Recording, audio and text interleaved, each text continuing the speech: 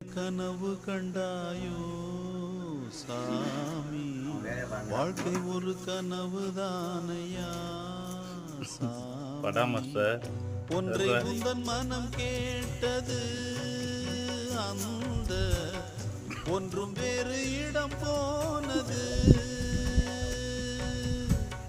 கையில் வரும் என பார்த்தது, இன்று கை நழுவியே போனது.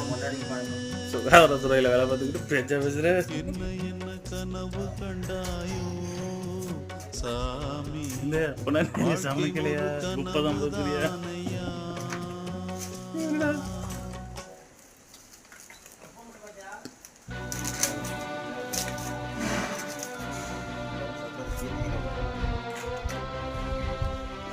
கேட்டா கேட்க முடியல.